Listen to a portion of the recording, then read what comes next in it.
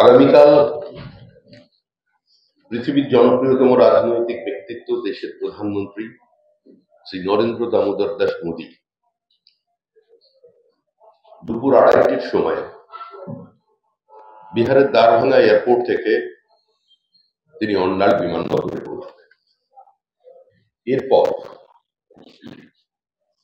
দুর্গাপুরের নেহেরু স্টেডিয়ামে তিনি 5,000 কোটি টাকার বেশি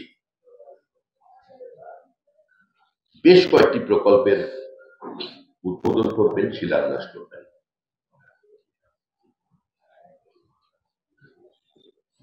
ভারতীয় জনতা পার্টি এবং ভারতীয় জনতা পার্টির নেতৃত্বে যে এনডিএ সরকার কেন্দ্রে চলেছে, এই সরকার কোনো বিমাদ্রিসুলভ আচরণে বিশ্বাস করে না।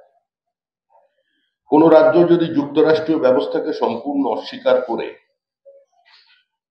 সরাসরি একমাত্র কেন্দ্র বিরোধিতার পথ বেছে নেয়, বিভিন্ন সময় ব্যক্তিগত স্তরেও যদি দেশের প্রধানমন্ত্রীকে আক্রমণ করেন, ভারত সরকার পশ্চিমবঙ্গের সার্বিক উন্নয়নের স্বার্থে প্রত্যেক রাজ্য যাতে উন্নয়নের স্পর্শ পায় এবং একটা ইনক্লুসিভ গ্রোথের লক্ষ্যে আজকে কাজ চালিয়ে যাচ্ছে। আগামীকাল প্রধানমন্ত্রী 1950 কোটি টাকা ব্যয়ে সিটি গ্যাস প্রকল্পের উদ্বোধন করবেন।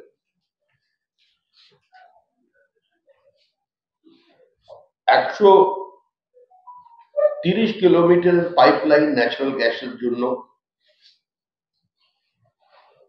যা পশ্চিম মেদিনীপুর, নদিয়া, হুগলির মধ্যে দিয়ে যাবে।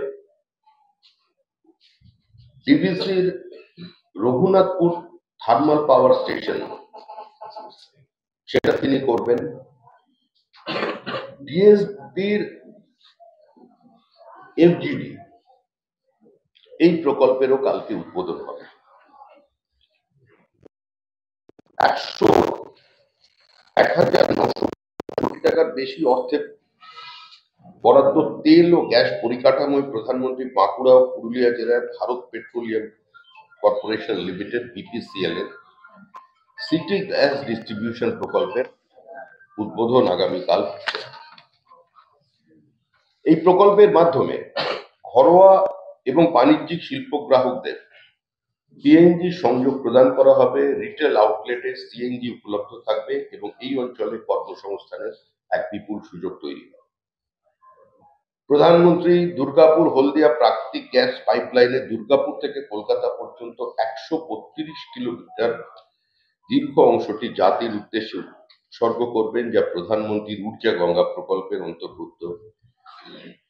জগদীশপুর হলদিয়া বোকারো ধামড়া পাইপলাইন প্রকল্পের অংশ। আনুমানিক 1,190 কোটি টাকার এই প্রকল্পটি পূর্ব বর্ধমান, হুগলি, নদিয়া জেলার মধ্যে দিয়ে গিয়েছে। স্থানীয়দের জন্য এই পাইপলাইন নির্মাণকালে প্রত্যক্ষ এবং পরোক্ষভাবে কর্মসংস্থানের সৃষ্টি করেছে এবং লক্ষাধিক পরিবারকে প্রাকৃতিক গ্যাস সরবরাহে এটা সহযোগিতা করবে। পরিবেশ বান্ধব শক্তি উৎপাদনের লক্ষ্যে প্রধানমন্ত্রী দুর্গাপুর স্টিল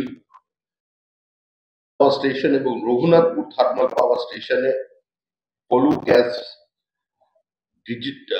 ডিজিটালফারাইজেশন এফজিডি সিস্টেম সংযোজনের প্রকল্পটিও জাতির উদ্দেশ্যে আনুমানিক ব্যয় 1,400 কোটি টাকা।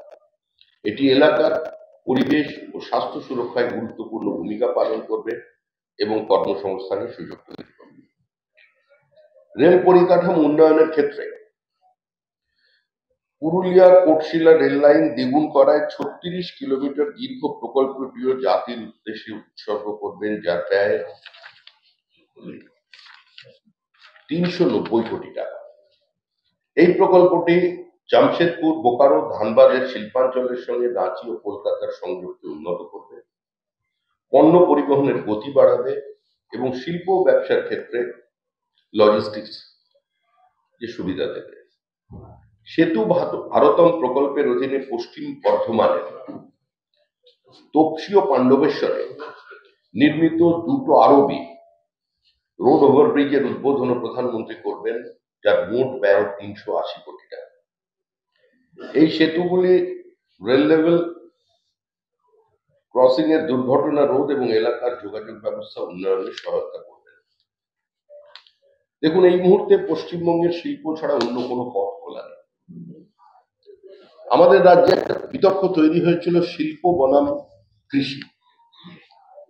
অতীতের কোনো মুখ্যমন্ত্রী বলেছিলেন কৃষি আমাদের ভিত্তি, শিল্প আমাদের ভবিষ্যৎ। সিঙ্গুর এবং নন্দীগ্রাম আন্দোলন যা পশ্চিমবঙ্গের তথাকথিত পরিবর্তনের অন্যতম নিয়ামক শক্তি হিসেবে কাজ করেছিল, সে সময় আমরা একটা মেরুকৃত রাজনৈতিক পরিস্থিতির মধ্যে দাঁড়িয়ে মানুষের সামনে বলেছিলাম যে 3 ফসলি জমি অধিগ্রহণের আমরা বিরোধী। নীতিগতভাবে আমরা তার পক্ষে নই। পশ্চিমবঙ্গে যদি শিল্প করতে হয় তাহলে সরকারের একটা নির্দিষ্ট জমি নীতি থাকার প্রয়োজন আছে। একটা কম্প্রিহেন্সিভ ল্যান্ড পলিসি ছাড়া ভারতবর্ষের কোন শিল্পপতি পশ্চিমবঙ্গে বিনিয়োগ করতে আসবেন না। হাত ধরি নতুন করে পশ্চিমবঙ্গের শিল্প সম্ভাবনা তৈরি হতে পারে। এখানে রেডি ইনফ্রাস্ট্রাকচার আছে, শিল্পপতিরা এখানে আসতে চান, কিন্তু শিল্প স্থাপন করবার ক্ষেত্রে দুটো সব বড় অন্তরায় হলো, এক ল অ্যান্ড অর্ডার সিচুয়েশন, আর সেকেন্ড হলো জুডিশিয়ারি। রাজ্যের সমস্ত জেলা আদালতে, মহকুমায় যত আদালত আছে, সেখানে বিচার ব্যবস্থাকে প্রভাবিত করছে তৃণমূল কংগ্রেসের ছোট ছোট কর্মীরা। আজকে বিচার চলছে, জমি সংক্রান্ত কোনো বিবাদ নিয়ে বা স্থানীয় কোনো সমস্যা নিয়ে কোনো শিল্পপতি বা কোনো ছোট ব্যবসায়ী এফআইআর করেছেন, আজকে বিচার চলাকালীন সেই ঘরের মধ্যে 100 জন লোক ঢুকে পড়ছে।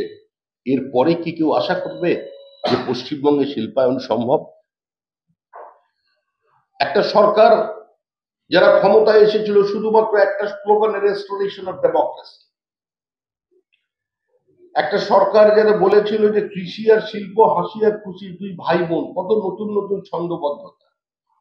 কিন্তু পরিশেষে আমরা কি দেখলাম, যে বাঙালি শিল্পপতিরা যারা এখান থেকে পুঁজি তৈরি করেছেন তারাও এখান থেকে তাদের ফ্যাক্টরি সরিয়ে নিয়ে অন্য জায়গায় চলে যাচ্ছে। একটা সরকার চলেছে শুধুমাত্র আবগারি আর লটারির মধ্যে দিয়ে। এভাবে কোনো রাজ্য দীর্ঘদিন এগোতে পারে না। আমরা আমাদের দলের পক্ষ থেকে সমস্ত শিল্পপতিদের কাছে আমরা আবেদন করছি যে আপনাদের অধিকার আছে যে কোনো রাজ্যে বিনিয়োগ করা। আপনারা আপনাদের পছন্দ মতো রাজ্যে বিনিয়োগ করতে পারেন আপনার মুনাফার জন্য, আপনার উৎপাদনের সুবিধার জন্য, কিন্তু দয়া করে 1 বছর অপেক্ষা করুন। 1 বছর অপেক্ষা করুন। শিল্প বান্ধব পরিস্থিতি বিজেপি আপনাদের তৈরি করে দেবে প্রধানমন্ত্রী নরেন্দ্র মোদীর সহায়তায়।